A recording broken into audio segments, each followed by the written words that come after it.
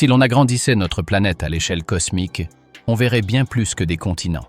On verrait l'empreinte indélébile d'une civilisation qui a choisi de défier toutes les limites. Ici, l'acier s'élève parmi les nuages, l'eau remonte son cours et un œil géant scrute le silence du cosmos. Ces œuvres ne relèvent plus de l'ingénierie, mais de la légende.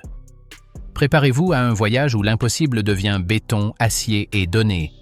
Les 11 mégaprojets chinois qui ont redéfini à jamais les capacités de l'humanité en matière de construction. Le pont au-dessus du vide. Quand le sol n'existe plus au cœur de la province du Yunnan, la nature a sculpté une barrière qui, pendant des millénaires, a constitué un point d'arrivée. Le Grand Canyon du Jinsha n'est pas une simple vallée. C'est une profonde entaille dans la croûte terrestre, aux parois verticales plongeant à plus d'un demi-kilomètre dans un fleuve impétueux. Pour les communautés riveraines, la traversée impliquait une descente exténuante et périlleuse sur des chemins de terre, la traversée du fleuve, puis une ascension tout aussi ardue de l'autre côté. Un voyage de 4 heures à vol d'oiseau pour parcourir une distance qu'un oiseau pourrait parcourir en quelques secondes.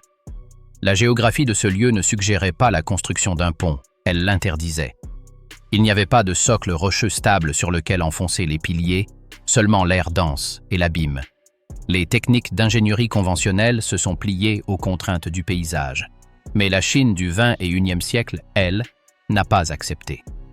Sa réponse n'a pas été de chercher un terrain plus clément, mais de redéfinir complètement le concept même de pont. Le pont du Grand Canyon de Jinsha est une structure née du déni du sol. Avec sa chaussée suspendue à 625 mètres au-dessus du fleuve, une hauteur supérieure à celle de la tour de Shanghai, ce colosse d'acier et de béton a été, depuis son inauguration, le pont le plus haut du monde. Sa construction a nécessité un équilibre et une précision extrême. Incapable d'ériger des pylônes depuis le fond du canyon, l'ensemble des travaux a été réalisé depuis le bord de la falaise. Des poutres d'acier pesant des milliers de tonnes ont été assemblées dans les airs, s'étendant de chaque rive jusqu'à se rejoindre au centre du vide, avec une tolérance de quelques millimètres. Des fusées ont été utilisées pour lancer les premiers câbles de guidage au-dessus du gouffre. Le train qui traverse le monde. Si le pont de Jinsha défie le vide vertical, un autre projet se confronte à l'hostilité horizontale la plus extrême de la planète. La ligne entre Chengdu, dans la province du Sichuan, et Lhasa, dans la région autonome du Tibet, est largement considérée comme le défi d'ingénierie ferroviaire le plus redoutable jamais entrepris. Il ne s'agit pas seulement de terrain, c'est un véritable champ de bataille géologique. La ligne traverse la zone de collision active des plaques indo-australiennes et eurasiennes dans les monts Engduan, l'une des zones sismiques les plus violentes de la planète. Ici, les tremblements de terre sont fréquents, les glissements de terrain massifs sont monnaie courante et l'altitude passe de 500 mètres à plus de 4000 mètres, traversant des régions de pergélisol et des cols où le taux d'oxygène peut chuter jusqu'à 40%. Respirer ici est difficile. Construire une voie ferrée avec une précision millimétrique était, pour beaucoup, un rêve suicidaire. Le chemin de fer Sichuan-Tibet est l'incarnation de ce rêve. Avec une longueur totale prévue de plus de 1600 km, sa section la plus complexe, celle reliant Ya'an à Ningxi, est un véritable chef-d'œuvre d'ingénierie et de résilience. Sur ce tronçon, plus de 90% de la voie ferrée ne repose pas sur le sol de manière conventionnelle. Le train ne serpente pas à flanc de colline. Il creuse littéralement le paysage et le franchit d'un bond. C'est une succession interminable de tunnels profonds, certains à plus de 3000 mètres d'altitude, traversant des montagnes instables, et de ponts spectaculaires, comme celui qui enjambe la rivière Dadou et qui franchit des gorges de plusieurs centaines de mètres de profondeur. Les ingénieurs ont dû mettre au point des bétons spéciaux capables de durcir en milieu pauvre en oxygène, des systèmes de ventilation et d'oxygénation pour les tunnels et les gares, ainsi que des techniques d'ancrage pour les pentes en perpétuel mouvement. Le coût, tant financier qu'humain, a été colossal, et le projet a nécessité des décennies de planification et de réalisation. Mais le résultat en vaut largement la peine. Le dragon des 55 km, une solution de science-fiction. Tandis que les montagnes étaient conquises à l'ouest, un défi diamétralement opposé se posait au sud, la mer. Plus précisément, l'estuaire de la rivière des Perles, l'une des voies navigables les plus encombrées de la planète, où circulent chaque jour des milliers de navires marchands, de pétroliers et de ferries. Reliés par la route, les métropoles prospères de Hong Kong, Zhuhai et Macao représentaient un rêve économique évident, mais aussi un casse-tête d'ingénierie complexe. Un pont continu de 55 km bloquerait le trafic maritime, étouffant l'économie même qu'il était censé unifier. Un tunnel sous-marin d'une telle longueur était techniquement irréalisable et d'un coût astronomique. La question semblait insoluble. Comment traverser une mer sans la perturber? La réponse ne résidait pas dans un seul type de structure, mais dans une combinaison qui frôle la science-fiction. Le pont Hong Kong-Zhuhai-Macao est un système de transport hybride, un dragon d'acier et de béton qui serpente, plonge et émerge des eaux. Ce colosse de 55 km n'est ni un pont ni un tunnel. Il est les deux à la fois. Il débute par des sections de pont à haubans qui s'élèvent au-dessus des zones de navigation secondaire. Puis, pour permettre le passage des grands porte-conteneurs et des pétroliers, il plonge dans les profondeurs. Son joyau est son tunnel sous-marin immergé de 6,7 km, le plus long au monde construit en pleine mer. Ce tunnel n'a pas été excavé, mais construit selon la méthode du tube immergé. 33 segments en béton armé, chacun de la taille d'un porte-avions et pesant 80 000 tonnes, ont été fabriqués à terre, remorqués jusqu'à leur emplacement précis, puis immergés avec minutie pour être assemblés au fond marin. Le tunnel débouche sur 2 îles artificielles, des projets de remblaiement monumentaux qui servent de transition entre le monde sous-marin et le monde terrestre. Le fleuve inventé. Corriger une erreur géographique. Parfois, le plus grand obstacle au développement n'est ni une montagne ni la mer, mais une particularité hydrologique. Dans la région du Guangxi, au sud-ouest de la Chine, se présente une cruelle ironie géographique. Province côtière bordée par le golfe du Tonkin, ses principaux fleuves, le Xiang et le Li, ne se jettent pas dans la mer à leurs pieds. Au contraire, ils effectuent un détour absurde et parcourent des centaines de kilomètres vers le nord pour rejoindre le Yangtze, obligeant ainsi les marchandises destinées à la mer à un détour considérable à travers d'autres provinces. Pendant des siècles, cette erreur de drainage naturel a étouffé le potentiel économique d'une région riche en ressources, augmentant les coûts de transport et isolant ses industries. La solution, une fois de plus, fut d'une audace monumentale. Puisque les fleuves ne se jetaient pas dans la mer, on en creuserait un nouveau. Le canal de Pinglu est littéralement un fleuve artificiel. Long de 135 km, ce canal est le premier grand canal navigable artificiel construit depuis la fondation de la Chine moderne. L'ampleur des travaux d'excavation est difficile à appréhender. Le volume total de terre et de roches déplacées dépasse 700 millions de mètres cubes, soit l'équivalent de 3 fois le volume du barrage des Trois Gorges. Véritable tranchée chirurgicale à travers le paysage, il relie directement le système fluvial de la rivière des Perles à la mer. Avec un investissement estimé à plus de 9,4 milliards d'euros et une date d'achèvement prévue pour 2026, le canal permettra le passage de navires jusqu'à 5000 tonnes. Il raccourcira ainsi de 560 km la distance à parcourir pour le transport de marchandises fluviales, permettant des économies de temps et de carburant et générant plus de 600 millions d'euros d'économies annuelles sur les coûts de transport. La bête du fleuve, Jinsha. Dompteur, la fureur hydraulique. Si ponts et canaux relient les cultures, il existe un autre type de géant dont la fonction est de transformer la puissance brute de la nature en énergie vitale pour la civilisation.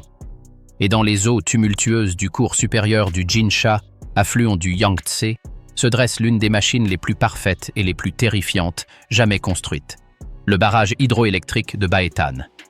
Le site choisi n'était pas le plus pratique, mais plutôt le plus puissant et le plus complexe. Cette région, en bordure du plateau tibétain, est un véritable laboratoire géologique cauchemardesque. Terrain fracturé, activité sismique constante et force érosive d'un fleuve qui emporte les montagnes. Construire ici un ouvrage capable de contenir un réservoir de milliards de mètres cubes d'eau et de résister à des pressions hydrauliques colossales représentait, en substance, un défi aux lois de la physique des matériaux. La solution fut un chef-d'œuvre d'ingénierie de précision, un barrage-voûte à double courbure, une voûte en béton de 289 mètres de haut qui, telle une arête colossale, transmet la force phénoménale de l'eau aux parois rocheuses du canyon. Chaque coulée de béton fut surveillée par des capteurs afin de contrôler la température et d'éviter les fissures. un processus d'une méticulosité obsessionnelle. Mais la véritable merveille de Baetan ne réside pas dans son extérieur, mais dans son cœur battant. Dans sa centrale hydroélectrique, enfouie dans la roche, se trouvent les turbines hydroélectriques les plus grandes et les plus puissantes de la planète. 16 unités, chacune d'une capacité d'1 million de kilowatts. Autoroute de lumière. Téléporter l'électricité. Produire une énergie propre et abondante dans des régions reculées ne représente que la moitié du défi. L'autre moitié, sans doute plus complexe, consiste à l'acheminer là où elle est nécessaire. La Chine était confrontée à un dilemme énergétique à l'échelle du continent. Ses plus importantes ressources en énergie renouvelable, les vents impétueux du Xinjiang et du Gansu, le soleil brûlant du désert de Gobi, l'énergie hydroélectrique de l'extrême ouest, étant situés à 2 ou 3 000 km des mégapoles côtières et des centres industriels de l'Est, en manque d'électricité. Transporter cette énergie avec les technologies de transmission conventionnelles à des tensions de 500 ou 750 kV aurait été une entreprise vouée à l'échec. Les pertes par effet Joule dans les câbles sur de telles distances auraient dissipé une part considérable de l'électricité avant qu'elle n'atteigne sa destination. C'était comme essayer de faire passer de l'eau sous pression à travers un long tuyau poreux. La solution a consisté à inventer un nouveau type de tuyau, si performant qu'il téléporterait pratiquement l'énergie. C'est ainsi qu'est né le réseau de transport d'électricité à très haute tension, UHT, véritable colonne vertébrale invisible du réseau électrique national. L'UHT n'est pas une simple modernisation, c'est un bond en avant considérable. Ces lignes fonctionnent à des tensions de 800 000 volts, voire 1,1 million de volts, la plus élevée jamais utilisée commercialement au monde. À cette tension stratosphérique, un courant moindre transporte la même puissance, réduisant drastiquement les pertes par effet Joule. C'est comme transformer un chemin de terre chaotique en une autoroute à 8 voies pour les électrons. La construction de ce réseau fut un exploit en soi. Elle a nécessité le développement de transformateurs gigantesques, d'isolateurs capables de résister à d'énormes contraintes mécaniques et électriques, et de pylônes de transport qui s'élèvent comme des gratte-ciel couchés, traversant déserts, montagnes et rivières sur des distances de plus de 3000 km. L'investissement cumulé se chiffre en dizaines de milliards d'euros. Son impact, cependant, est transformateur. Le fleuve qui coule à rebours. Un système de survie pour une civilisation. Si l'énergie est le pouls, l'eau est le sang. Et c'est là que la Chine s'est trouvée confrontée à son paradoxe existentiel le plus profond. La répartition de ses ressources en eau est le reflet cruel et inversé de sa répartition démographique et économique. Le Sud, en particulier le bassin du Yangtze, bénéficie d'abondantes pluies de mousson, est sujet à des inondations catastrophiques et ses rivières charinent des volumes d'eau colossaux. Le Nord, en revanche, qui abrite la capitale politique Pékin, la mégapole de Tianjin et les greniers à blé essentiels à l'approvisionnement alimentaire du pays, est aride et assoiffé. Ces nappes phréatiques ont été surexploitées pendant des décennies, atteignant des niveaux critiques. La pénurie d'eau menaçait non seulement la croissance, mais aussi la survie même de centaines de millions de personnes et la stabilité de l'économie. La solution fut un projet digne des épopées classiques, forcer l'eau à remonter les pentes, à travers les montagnes et sous les rivières, à contre-courant. Le projet de transfert d'eau sud-nord est, sans exagération, la plus grande intervention hydrologique de l'histoire de l'humanité. Il ne s'agit pas d'un projet unique, mais d'un système composé de 3 immenses canalisations, Est, Centrale et Ouest, qui, ensemble, achemineront chaque année des dizaines de milliards de mètres cubes d'eau du bassin du Yangtze et de ses affluents vers les plaines du Nord. Sa canalisation centrale, déjà achevée et opérationnelle, est un véritable chef-d'œuvre d'ingénierie. Elle s'étend sur plus de 1200 km, du réservoir de Danjiangkou à Pékin et Tianjin. Pour ce faire, l'eau ne circule pas simplement dans des canaux à ciel ouvert. Elle accomplit des prouesses incroyables. Elle traverse les montagnes grâce à de profonds tunnels et, prouesse la plus symbolique, passe sous le puissant fleuve jaune par un siphon inversé, un tunnel creusé profondément sous le lit du fleuve. L'ampleur du projet est difficile à appréhender. En 2024, ce système avait transféré plus de 70 milliards de mètres cubes d'eau vers le nord, pour donner un ordre de grandeur, c'est suffisamment d'eau pour remplir entièrement la mer Morte. Plus de 150 millions de personnes dépendent déjà de cette source d'eau continentale pour leur eau potable, leur industrie et leur agriculture. Sans ce transfert, des villes comme Pékin auraient imposé un rationnement d'eau sévère depuis longtemps. L'aimant qui déforme la réalité, la frontière invisible. Au-delà des barrages, des réseaux électriques et des aqueducs, il existe une catégorie de mégaprojets qui ne se mesure ni en kilomètres ni en mégawatts, mais par sa capacité à manipuler les forces fondamentales de l'univers. C'est le domaine de la science extrême, et son temple en Chine est le laboratoire des champs magnétiques intenses de Hefei, dans la province d'Anhui. À première vue, il n'a ni la majesté d'un pont suspendu, ni l'envergure intimidante d'un barrage. C'est un complexe de bâtiments de recherche. Mais à l'intérieur, il abrite une machine qui représente la frontière absolue de l'ingénierie de précision et de la physique expérimentale. L'aimant hybride le plus puissant et le plus stable au monde. Son but n'est pas de produire de l'énergie ou de transporter de l'eau, mais de créer une portion d'espace aux conditions uniques sur Terre. La principale prouesse du laboratoire est de générer un champ magnétique continu de 45,2 Tesla. Le champ créé à Hefei est des centaines de milliers de fois plus puissant. À ce niveau, le magnétisme cesse d'être une force passive et devient un outil qui courbe littéralement la réalité, distordant les propriétés des matériaux et permettant l'observation de phénomènes quantiques autrement invisibles. Y parvenir ne consiste pas à construire quelque chose de grand, mais à contrôler quelque chose d'extrême. L'aimant hybride est, en soi, un exploit d'ingénierie d'une complexité stupéfiante. Il combine un énorme aimant supraconducteur externe, fonctionnant à des températures proches du zéro absolu, nécessitant un système cryogénique massif à l'hélium liquide, avec un aimant résistif interne en cuivre. Ce dernier représente le véritable défi. Lorsqu'il fonctionne à pleine puissance, le courant électrique qui le traverse est si colossal, des dizaines de milliers d'ampères, qu'il dissipe une quantité de chaleur équivalente à celle d'un petit réacteur nucléaire. Le système de refroidissement qui empêche l'aimant lui-même de fondre est une prouesse monumentale, utilisant de l'eau déminéralisée sous pression circulant à des vitesses incroyables. L'installation consomme, lors de ces brèves périodes de fonctionnement à pleine puissance, autant d'énergie qu'une petite ville, une énergie qui doit être fournie de manière stable et instantanée. L'impact de cette machine est profond et silencieux. Il s'agit d'un outil fondamental pour la recherche de pointe. Des scientifiques du monde entier utilisent ce champ magnétique ultra puissant pour étudier la structure de nouveaux matériaux, développer des supraconducteurs à haute température susceptibles de révolutionner la distribution d'énergie, tester des médicaments à l'échelle moléculaire et percer les secrets de la physique de la matière condensée. L'étoile d'acier, là où l'immense rencontre l'efficacité. Un pays qui aspire à devenir une puissance mondiale se doit d'avoir une plateforme aéroportuaire à la hauteur de son envergure et de ses ambitions. Au début du XXIe siècle, Pékin était confronté à une crise de réussite. L'aéroport de sa capitale, déjà agrandi pour les Jeux olympiques de 2008, était saturé. Son espace aérien et ses pistes fonctionnaient à plein régime, freinant la croissance. La solution ne pouvait résider dans un simple agrandissement.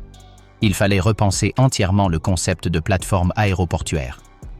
C'est ainsi que naquit l'aéroport international de Daxing, un géant d'acier et de verre qui résout le paradoxe de la démesure par une élégance géométrique.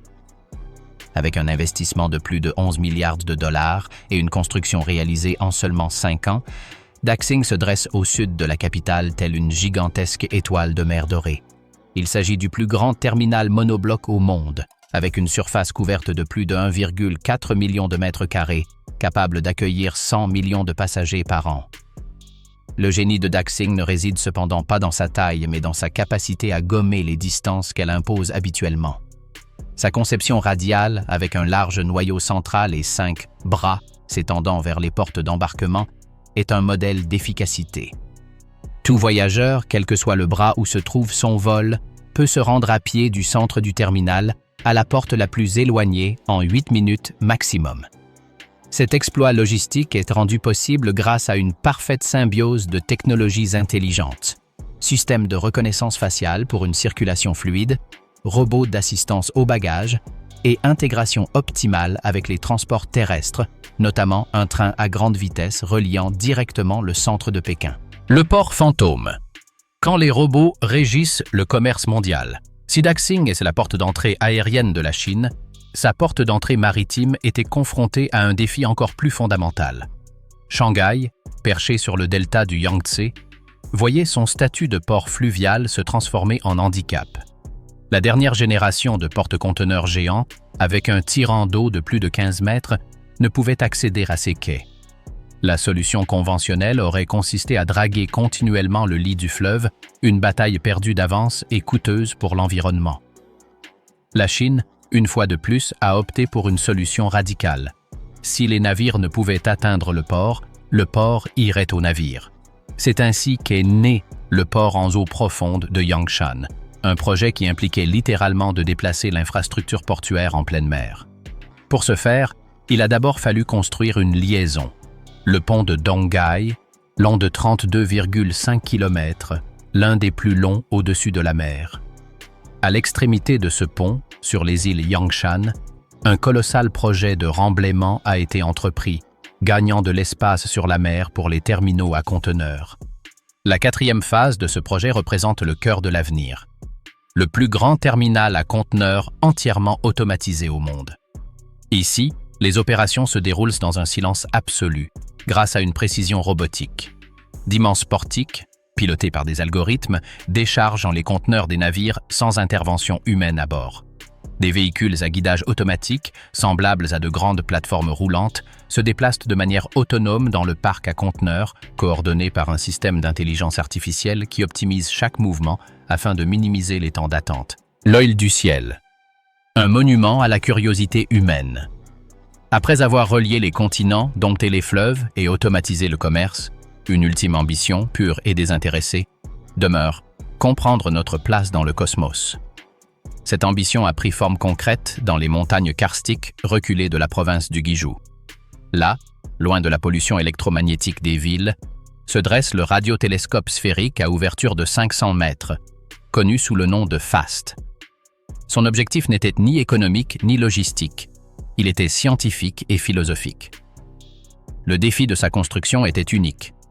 Comment supporter une antenne parabolique d'un demi-kilomètre de diamètre, soit la taille de 30 terrains de football, avec la précision millimétrique nécessaire pour capter les signaux radio extrêmement faibles provenant de galaxies lointaines? La solution fut aussi ingénieuse que simple. Utiliser une dépression naturelle du paysage karstique comme support. Au-dessus de ce bassin naturel, les ingénieurs ont construit une grille de plus de 4500 panneaux triangulaires en aluminium, chacun ajustable indépendamment par des actionneurs. Ceci fait de FAST un télescope actif. Sa surface peut se déformer pour créer une parabole efficace dans différentes directions, lui permettant de pointer des régions du ciel même si son antenne principale est fixe. Sa sensibilité est stupéfiante. FAST est si puissant qu'il pourrait détecter le faible signal d'un téléphone portable ordinaire émis depuis la surface de la Lune.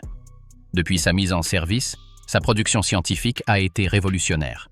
Il a découvert plus de 900 nouveaux pulsars, des étoiles à neutrons qui tournent à des vitesses incroyables, plus que tous les autres télescopes du monde réunis au cours des 50 dernières années. Il scrute les nuages d'hydrogène neutre pour comprendre la structure de la Voie lactée et participe à la recherche d'éventuels signaux d'intelligence extraterrestre. Avec un investissement relativement modeste d'environ 170 millions de dollars, FAST ne transporte ni marchandises ni passagers. Son produit, c'est la connaissance pure. C'est un monument à la curiosité humaine, un œil géant grand ouvert sur l'univers, qui nous rappelle que nos plus grandes ambitions ne sont parfois pas de transformer la Terre, mais d'écouter, avec une patience infinie, le murmure des étoiles. Ces 10 projets, du pont qui surplombe l'abîme à l'œil qui scrute le cosmos, sont bien plus qu'une simple compilation de données d'ingénierie. Laquelle de ces œuvres représente l'accomplissement ultime, le summum de cette volonté de construire? La réponse ne réside pas dans les données, mais dans l'admiration qu'elles suscitent. Le débat, à l'instar du prochain projet déjà en gestation, ne fait que commencer.